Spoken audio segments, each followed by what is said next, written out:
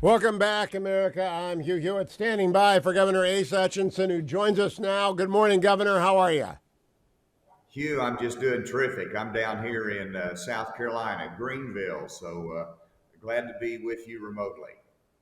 Good to see you. Now, Governor, you are the embodiment of public service. 8 years as governor of Arkansas, many years in the Congress, Undersecretary of Homeland Security, head of DEA. You've done the whole thing, and I admire that. Why now for president?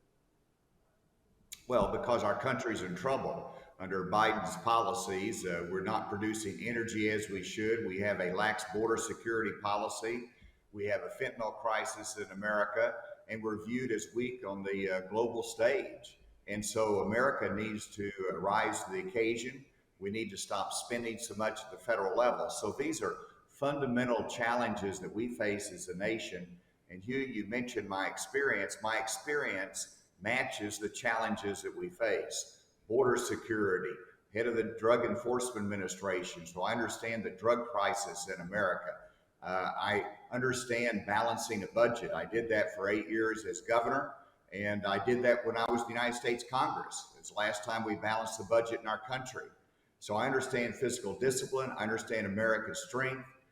And so my background matches the needs that we have today. I have a vision for the future of America. So now is the right time. And that's why Now, Governor, are you 72? Do I have the age right? I am 72. That's correct.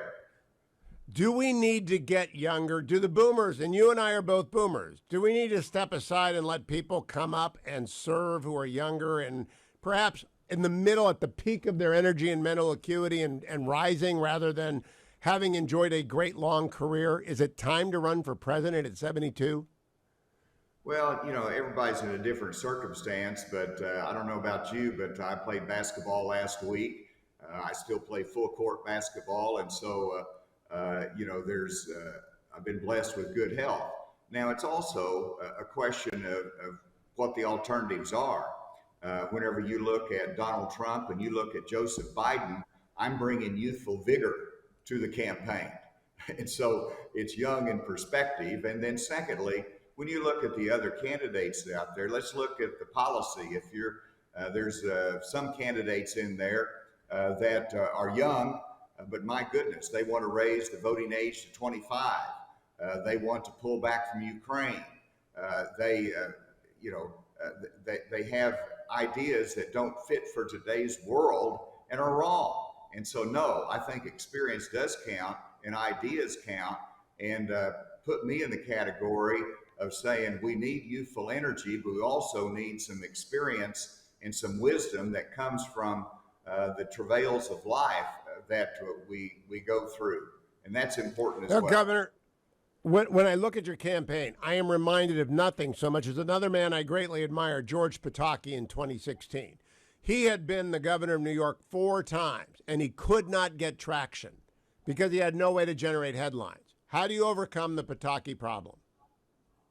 Well, that's a good point. Let's look at the political dynamics of this year. First of all, this is the most unpolitical situation we've seen in politics in my lifetime. I think you'd probably agree with that. With a former president under indictment, we've got a president under investigation. We've got the external factors as well. So it's unpredictable. Secondly, whenever you look at getting traction, it's really a matter of the voters. And when they realize that we're going to have a massive loss under Donald Trump, up and down the ticket, it will be a massive loss for the GOP if he leads the ticket. And that awareness is going to sink in at some point. And whenever that awareness sinks in, they're looking for options to lead our party. And I'm one of those options. And whenever you look at my experience, as you point out, but also you look at my vision for America and how we want to have a pro-growth energy policy, how we want to utilize my experience in securing the border, how we can address the drug challenges that our families face in our communities, and then the challenge of violent crime. Whenever you look at our inner cities and you look at this last weekend, it wouldn't be bad to have someone as a federal prosecutor, former head of the DEA that understands law enforcement and can bring reform to the federal law enforcement.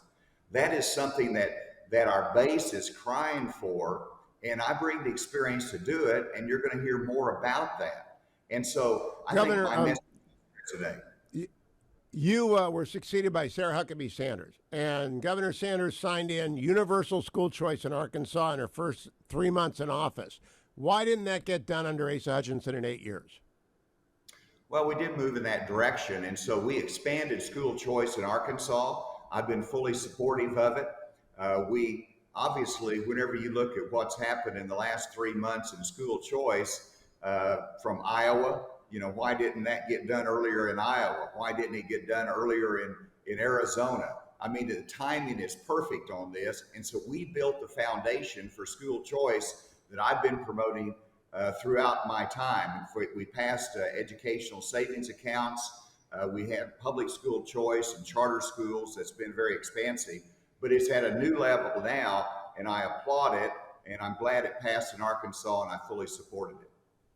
Governor, how much money did you raise in the second quarter? Well, we haven't reported the second quarter yet, so you'll get to wait and see just like everybody else. Oh, come on, Governor. Give us a little bit of news. How much did you bring in? We have we had a good quarter. I'm not competitive with Donald Trump, and so there's a lot of money floating around out there.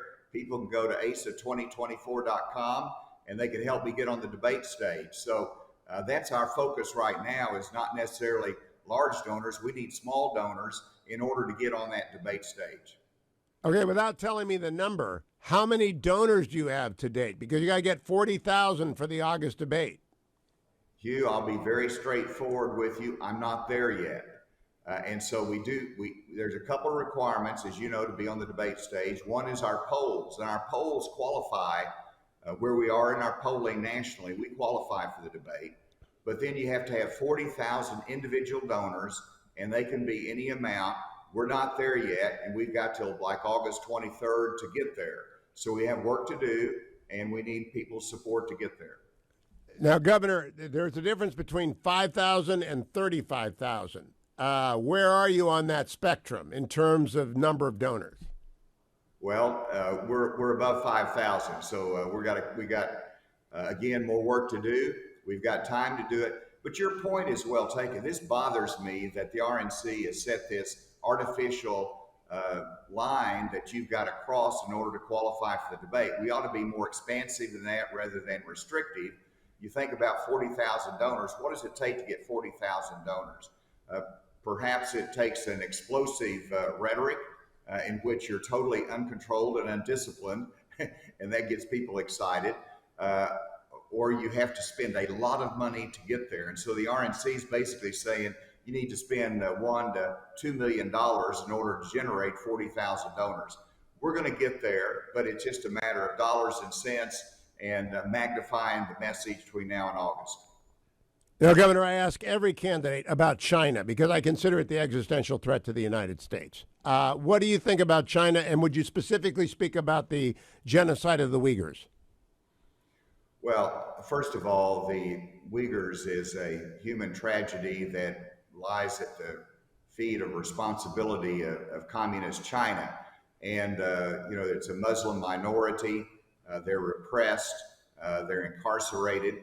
It's not just the Uyghurs that are repressed, though, in China. It's also the Christian believers and the churches that are there, that are underground, that they cannot publicly profess their faith. And these are repressive policies of China that the United States need to continue to speak out against. You ask about overall in reference to China, we have to show our strength, both militarily and economically. We have to show our willingness to compete and to invest in the strength of our military. And we have to have a stronger presence in that region of the world, including building up our bases in the Philippines, which we're glad we have restored there, but we need to have them properly equipped with the right personnel and the right weaponry and the right number of ships. And so we've got to right size those investments there in the Philippines. All right, Governor, I saved my fastball for the last question, and you brought up Donald Trump. I normally don't bring up Donald Trump with other candidates unless they do, but you brought him up 3 times. You were governor before he became president, throughout his campaign for president, throughout his entire presidency, and throughout his post-presidency for 2 years. How often did you criticize him when he was in office? Well, you can look at my Twitter account and you will see criticism of Donald Trump from the time that he ridiculed John McCain to some of his actions in reference to trade in other countries. I spoke out both internally and externally. Now, there's a lot of good things that he did, so I praised him as well. And so there was good policy, and so I supported his reelection.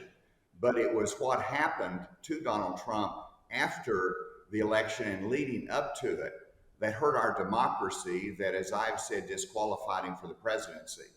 And Hugh, would you run on the no labels ticket if you did not become the nominee? And if Joe Manchin came to you, would Asa Hutchinson be a candidate for the no labels third party? I'm a Republican. I've always been a Republican in my public career. I expect to support the nominee of the party, and I hope it's me, Hugh. Well, I know that. If it's Trump, if it's the former president, will you support him? Well, I don't expect to support Donald Trump. So even if he's the nominee, you're not going to be a Republican supporter? Pardon? Even if he is the nominee and it's conclusive and overwhelming, you're just going to sit it out and maybe endorse Joe Biden? I'll say this, Hugh. First of all, I don't expect him to be the nominee. Secondly, I do not believe he's the right one to lead our country, and we're going to have a massive loss if he is our nominee. And so I don't want that to happen. That's why I'm in here. That's why I'm fighting hard. I'm not going to speculate further what happens down the road. And Hugh, there's only one thing we haven't talked about. I hope that we can talk about that Missouri federal judge case at some point. You might need to have me back on the show, but that is a critical decision. Stay through the break. We'll do an extra 3 segments, extra 4 or 5 minutes, and put it on the web so that people hear that. Don't go anywhere, Governor. I got to go to radio break, and we'll come back and talk to you a little bit about that, because that is indeed a very important case. Stay tuned, America. I'll be right back on the Hugh Hewitt Show. The Hugh Hewitt Show is now available on TV. Go to SalemNewsChannel.com or download the app. You can also watch on Roku and Fire Stick. Salem News Channel, the antidote to the mainstream media.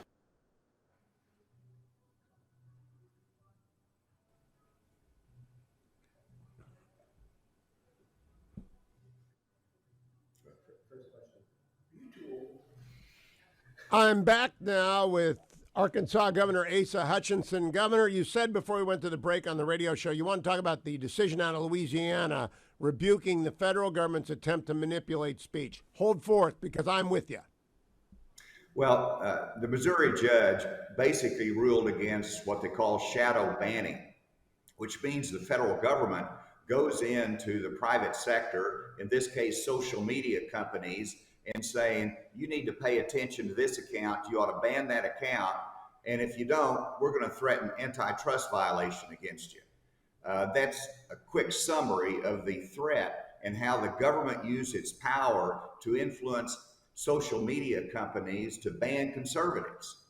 Now, it's a broader problem than what I just articulated, but I think everybody understands that issue. And the federal judge, it's a very lengthy opinion. I'm still working through about 180 pages, but it was very clear in his findings. And obviously, what's interesting to me is how quickly the Biden administration said they're going to appeal it, because this is something that should have bipartisan support and concern to address this shadow banning, this abuse of government power. And it's not just limited to social media companies. I've seen it in my world in terms of banking, in terms of other private sector operations, when the government comes and says, you need to take this action, you need to take that action. And we have to have accountability and transparency. And that's one of the announcements I'll be having coming up that addresses this in a bigger fashion, because again, it's not just a Biden problem, it's a government problem. It's a government problem, it's a law enforcement problem that we have to address. ASA2024.org. Is it ASA2024.org? No, 2024.com. ASA2024.com. All right, Governor, very quickly. I think it's a Louisiana judge, but it was the Missouri Attorney General, but I could be wrong. What I want to conclude with is my triad question. Because you know national security, we can't afford three legs of the triad anymore, or it doesn't look like it. Which one of those three would you fund the least or begin to phase out in order to keep America secure by fully funding the other two? Well, you actually asked that question, and the triad is important historically. And whenever you look at our submarine capability, we need to strengthen it. Whenever you look at our long-range bomber, I think that is one that we have to look at because we've lost many of the bases here in the United States that support that. I think, first of all, I'm not going to give up on any part of the triad, but I think it is important that we fund those. And then I'm going to listen to our military personnel and get the intelligence briefing before you make any decisions to alter our commitment to the triad. Fair point. Governor Asa Hutchinson, asa2024.org. Keep coming back, Governor. And when you release that second quarter statement, send me a copy. And when you come to New Hampshire, let me know. I'll drive down and sit in the cheap seats and watch, all right? Sounds great, Hugh. Thanks so much. Thank you, Governor.